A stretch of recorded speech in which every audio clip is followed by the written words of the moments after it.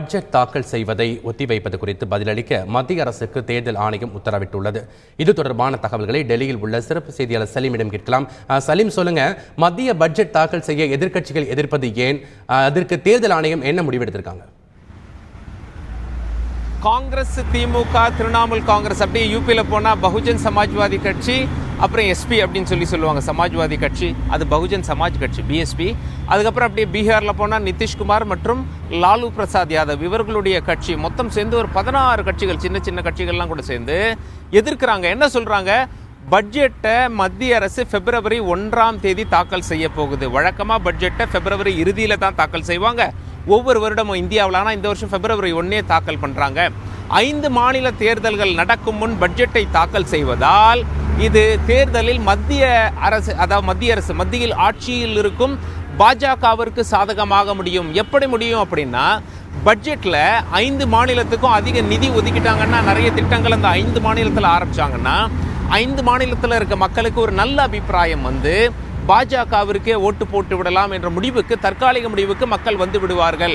அதனால தேர்தல், அதாவது பட்ஜெட்டை தேர்தலுக்கு முன்பு தாக்கல் செய்யக்கூடாது அப்படின்னு சொல்லி கொண்டு போய் இந்திய தேர்தல் ஆணையத்தில் ஒரு புகார் கொடுத்தாங்க. இதுக்கு என்ன உதாரணம் சொல்றாங்க? இதே 5 மாநில தேர்தல்கள் 5 வருஷத்துக்கு முன்னாடி 2012 வரும்போது கூட பட்ஜெட்டை தள்ளித்தான் தாக்கல் செய்தார்கள். அதாவது தேர்தல்லாம் முடிஞ்ச பிறகு மார்ச் மாதத்தில் பட்ஜெட்டை தாக்கல் செய்தார்கள் அப்படிங்கிற உதாரணத்தோட கொண்டு போய் புகார் கொடுத்திருக்காங்க தேர்தல் ஆணையத்தில். தேர்தல் ஆணையம் என்ன சொல்லியிருக்காங்க அப்படின்னா, இது வழக்கமான ப்ரொசீஜர். ஒரு புகார் வரும்போது சம்பந்தப்பட்டவங்க கிட்ட இருந்து நாங்கள் விளக்கம் கேட்போம். இதில் சம்பந்தப்பட்டவர்கள் மத்திய அரசு, எனவே மத்திய அரசு கிட்ட இருந்து விளக்கம் கேட்டுள்ளோம் அப்படின்னு சொல்லி தேர்தல் ஆணையம் சொல்றாங்க. சலீம், இப்ப தேர்தல் ஆணையத்திற்கு மத்திய அரசு என்ன மாதிரியான பதிலளிக்கும்னு நினைக்கிறாங்க?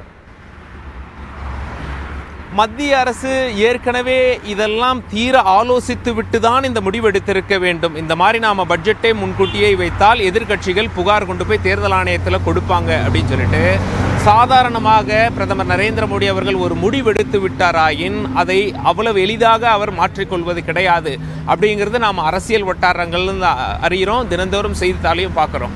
அந்த வகையில் பெரிய மாற்றம் இருக்காது அப்படிங்கிற மாதிரி சொல்றாங்க. பட் இருந்தாலும் உறுதியாக சொல்ல முடியாது.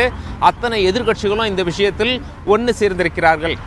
அதிமுக மட்டும்தான் கிடையாது, தமிழகத்திலிருந்து திமுகவும் இருக்காங்க என்பது குறிப்பிடத்தக்கது. ஆக இந்த கட்சி, அதை எந்த கட்சியெல்லாம் கொண்டு போய் புகார் கொடுத்திருக்காங்களோ அந்த கட்சிகள் என்ன சொல்றாங்க அப்படின்னா, தேர்தல் ஆணையத்திற்கு அதிகாரம் இருக்கிறது, பட்ஜெட்டை தேர்தலுக்கு முன்னாடி தாக்கல் செய்யாதீங்க, பட்ஜெட்டை தேர்தலுக்கு பிறகு தாக்கல் செய்யுங்கன்னு சொல்லி மத்திய அரசுக்கு உத்தரவு போடுறதுக்கே தேர்தல் ஆணையத்திற்கு அதிகாரம் இருக்கிறது.